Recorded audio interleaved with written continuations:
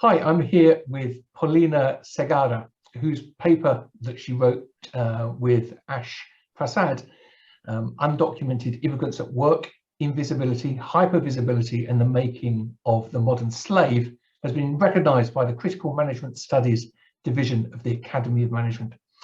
On the basis of review evaluations and in conjunction with the editors of Organization Journal, we're delighted that Paulina and Ash's work has been awarded this Best Critical Paper prize. Congratulations. Paulina, can you tell me a little bit about your paper and how it fits within our critical community? Yes, thank you. First of all, Richard, thank you very much. We're thrilled to get this award. But, to tell you a little bit about the paper is about the way in which undocumented Latino immigrants were really, really hurt by Donald Trump's xenophobic rhetoric during his political campaign.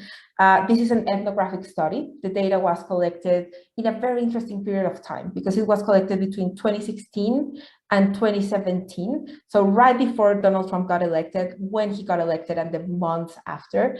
So it was very interesting to see how people changed the way they lived, changed the way they worked, and how concerned they were about losing this opportunity of achieving the so-called American dream. So I had the chance to spend 9 months in Southern California, which is the house for the majority of undocumented Latino immigrants in the United States. And one of the very interesting points of the paper is that access was quite something, because at that point, people were very scared. People were very worried. So you couldn't really walk up to them and be like, I want to interview you or I want to talk to you. So I had to volunteer at a church. I joined the Coalition for Humane Rights in California. I did protesting. I interviewed day laborers who would sit out of Home Depot to wait for a gig. So it was very interesting to do all this thing and protested with them, because I also felt that their struggle was something that had to be heard. So it was really interesting to talk to them. I had the chance to perform 62 interviews, and this led us to understand how people who had tried to remain invisible for all these years have been made hypervisible by the rhetoric, and how this hypervisibility now put them in a hidden, precarious position, which led to some type of modern slavery. So I think that's the most important thing of the paper. And people were super concerned. And I was shocked. The day Donald Trump was elected, the whole California was quiet.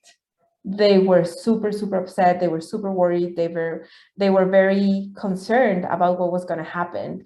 In a way, people have spent years there trying to build a better life for them, for their loved ones back home. And now it was a threat. Now they could just be deported. And they were very concerned because also in that case, they would have to leave their kids behind. So it was interesting to see how they were handling it. And it was really a life-changing experience for me to spend that time in California collecting this data, and it was that's mainly what the paper is about. Wow, thank you. I'm sure that people who are listening to this, like me, feel really inspired by this piece of work, and I'm sure that they'll go out and find other pieces that you've written and other projects that you're working on to engage with.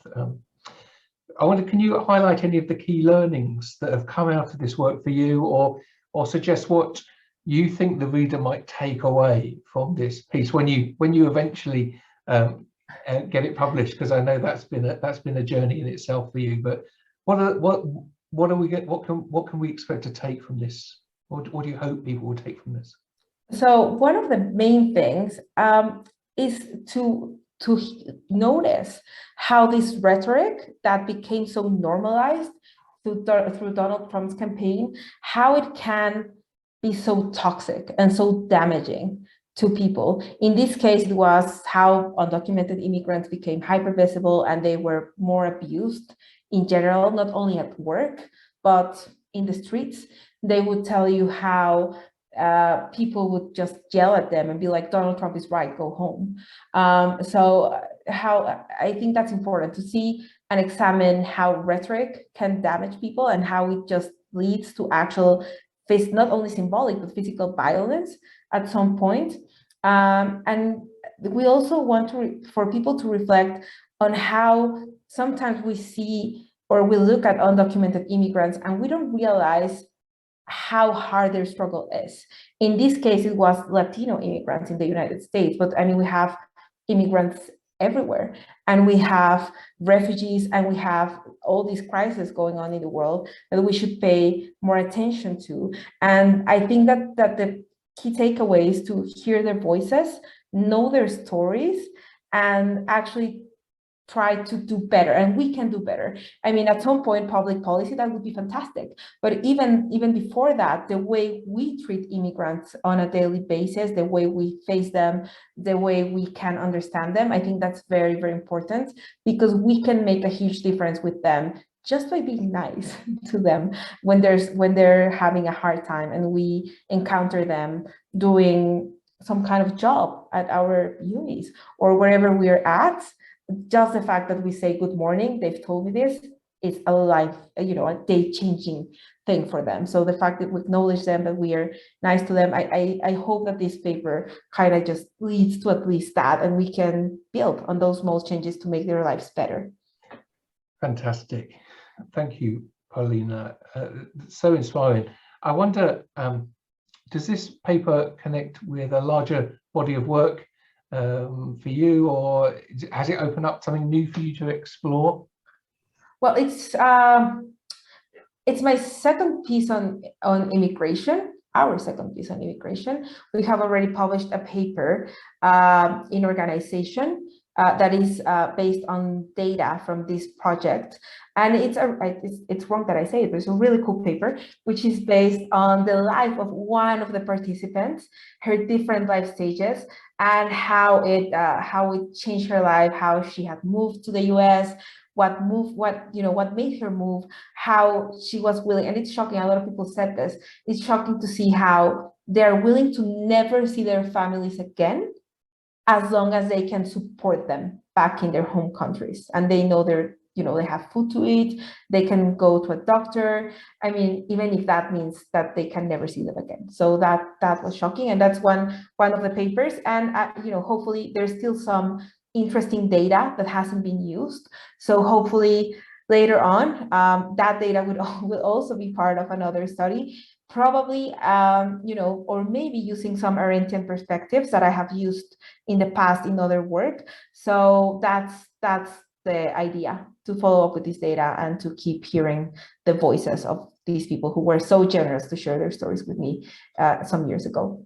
Thank you. It sounds like a wonderful way to see into the lives of these people whose experiences I simply don't share, and probably will never, and almost certainly will never ever share at first hand. So thank you, and congratulations to you and Ash. It's a really lovely piece. I can't wait to hear you present it in person at the Academy in Seattle. Thanks. Good luck with everything going forward. Thank you very much, Richard.